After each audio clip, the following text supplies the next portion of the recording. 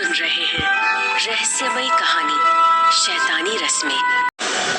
मालिक चंडालिका से बोले, चंडालिका, मुझे नहीं लगता कि निकी के शैतानी रस्में निभाने से हमारी आजादी का रास्ता साफ होने वाला है। उल्टा हमें तो लग रहा है कि जैसे जैसे वो रस्में निभा रही है वैसे वैसे हम मौत के करीब जा रहे हैं। ये सुनकर चंडालिका के होश उड़ गए। उसे विश्वास नहीं हो रहा था कि जो शैतानी रस्में आज तक मालिक की शक्तियां बढ़ाती आई थी, आज वही रस्में उन्हें कमजोर कर रही हैं। चंडालिका बोली, ये आप क्या कह रहे हैं भाई? ऐसा नहीं हो सकता। मालिक बोले, लेकिन ऐसा हो रहा है। अगर जल्दी ही हमें वो लड़की नहीं मिली जो हमें हमारी शक्तियां वापस दिलवा सके, तो वो दिन दूर नहीं जब हमारा अस्तित्व ही समाप्त हो जाएगा और इस भैरवगढ़ से हमारा खौफ हमेशा के लिए मिट जाएगा। मैं ऐसा कभी नहीं होने दूंगी। चंडालिका ने आंखों में अंगारे लिए कहा, हम जानते हैं इतने समय तक हमारे स्थान पे तुम ही हो, जिसने अपनी काली शक्तियों का इस्तेमाल कर भैरवगढ़ में हमारे खौफ को जिंदा रखा है। लेकिन अगर उस लड़की की निभाई रस्में हमें इस तरह कमजोर करती रही तो फिर हम क्या करेंगे? चंडालिका भी मालिक की बात सुनकर सोचने पे मजबूर हो चुकी थी। वो बोली, आप सही कह रहे हैं। हमने ये रस्में बनाई ही इसलिए हैं ताकि इतने वर्षों में हम उस एक लड़की तक पहुंच सके जो आपको उस श्राप से मुक्त कर सके और फिर से आप इस दुनिया पे राज कर सके।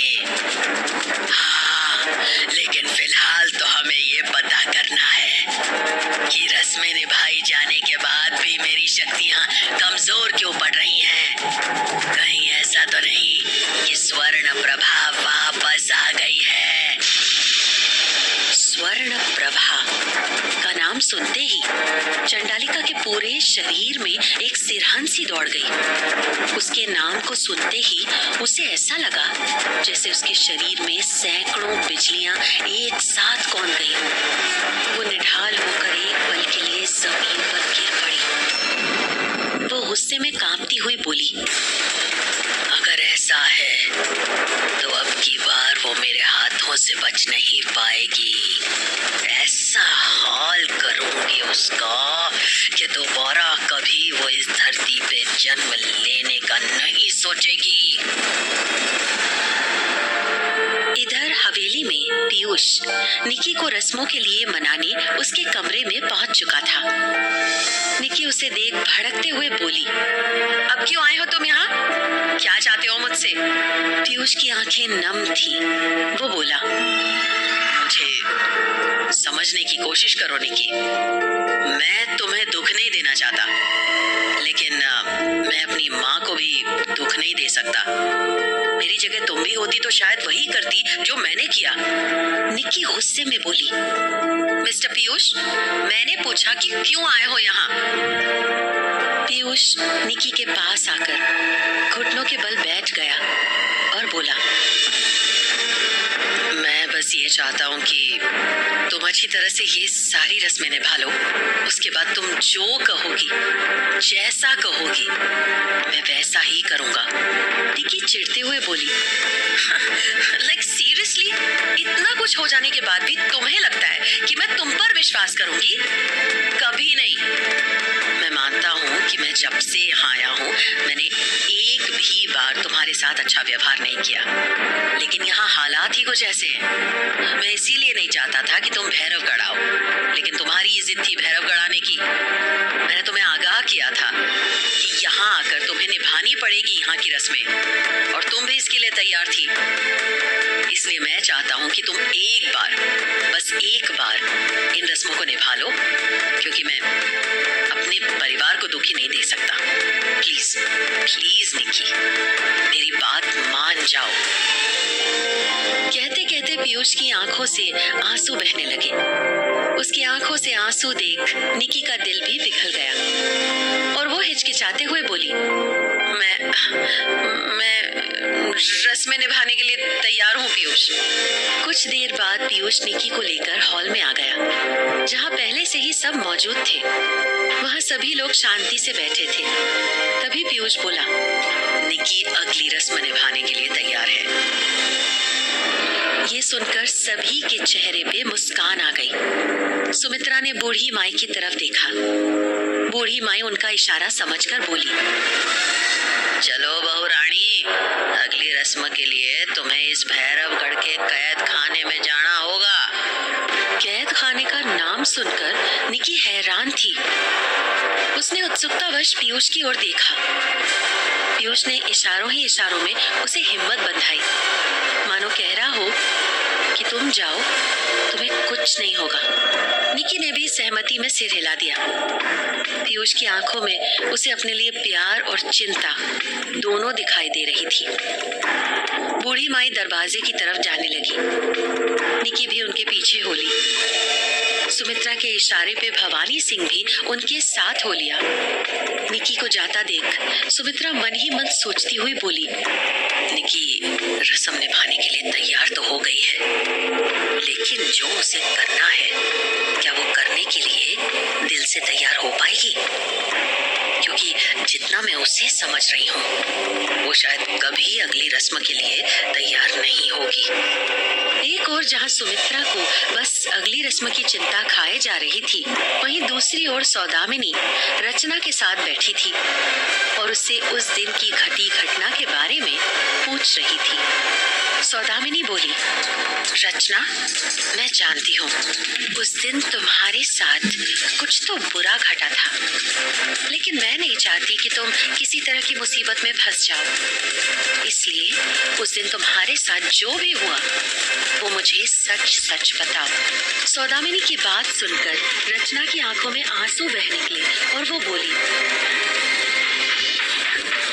मालिक, मुझ पर बहुत गुस्सा है। आपको पता है, उस दिन मैं खीर का भोग लगाने गई तो मालिक ने मुझे अपने हाथों में जकड़ लिया और बोले कि इतने दिन मैंने उन्हें जो भोग नहीं लगाया, उसका दंड वो मुझे जरूर देंगे। फिर क्या हुआ? ना क्या था दीदी, उन्होंने मुझे अपने हाथों में जकड़ लिया। और इसके बाद रचना ने सौदामिनी को वहाँ जो भी घटा था वो सब विस्तार से कह सुनाया। उसकी बात सुनकर सौदामिनी एक पल के लिए डर से कांप गई।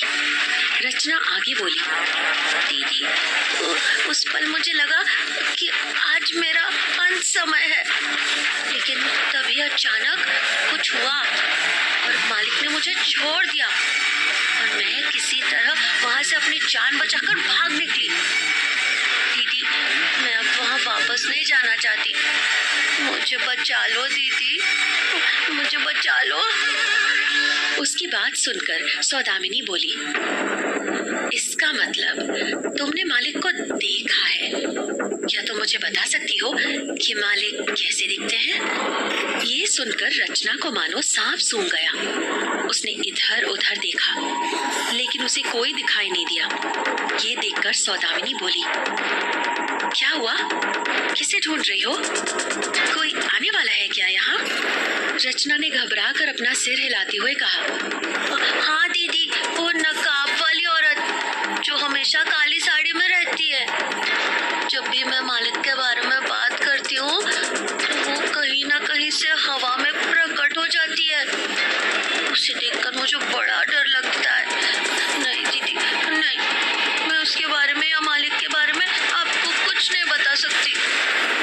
काली साड़ी वाली औरत की बात सुनकर सौदामिनी ने मन ही मन कहा, अगर मैं सही हूँ तो नकाब वाली वो औरत और कोई नहीं, मालिक की बहन चंडालिका है। और मालिक वही शैतान है जिसे वर्षों पूर्व स्वर्ण प्रभा ने अपने श्राप से कमजोर बना दिया था। इसका मतलब मैंने जो कुछ मालिक और चंडालिका के बारे में सुना है वो सच है। अब मुझे जल्द से जल्द वो रास्ता ढूंढना होगा जिससे मेरी मुलाकात मालिक से हो पाए और मालिक तक बचने का रास्ता एक ही है, या तो शतभिषा नक्षत्र में जन्म या फिर शैतानी रस्मों को निभाना। सौदामिनी को समझ नहीं आ रहा था कि वो क्या करे, लेकिन ना वो शतभिषा नक्षत्र में जन्मी थी और ना ही वो भैरवगढ़ की बहू थी जो शैतानी रस्में निभाती। इसी बीच प्रतीक वहां आया और बड़े प्यार से बोला, सौदामिनी जी, अगर आप फ्री हैं तो मैं आपको कहीं ले जाना चाहता हूँ। सौदामिनी ने आंख उठाकर प्रतीक की तरफ देखा। उसकी आंखों में उसे खुद को पाने की लालसा साफ दिखाई दे रही थी। सौदामिनी ने भी कामुक अंदाज में कहा,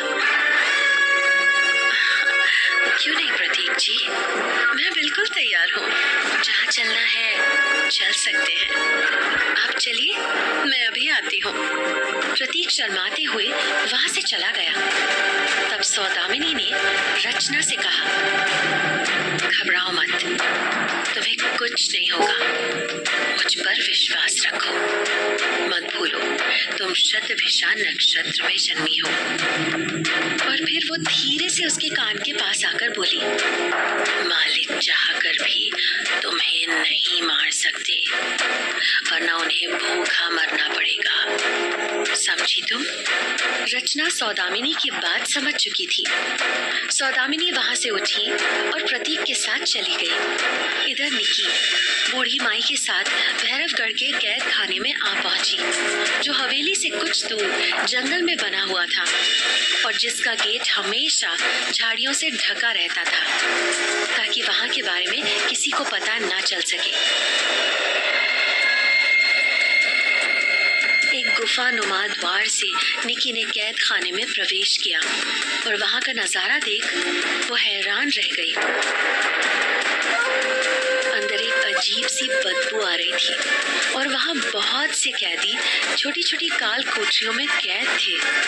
उन्हें देख निकी हैरान रह गई और बोली, इन लोगों को यहाँ बंद क्यों किया गया है? उसके सवाल के जवाब में उत्तर देते हुए बूढ़ी माई बोली, ये सब वो लोग हैं जिन्होंने भैरवगढ़ में घुसकर मालिक के विरुद्ध जाने की कोशिश की और कई बार तो इस भैरवगढ़ में मालिक का अपमान भी किया, इसलिए उन्हें यहाँ कैद करके रखा गया है। निकी हैरानी में बोली, लेकिन ये तो गलत है।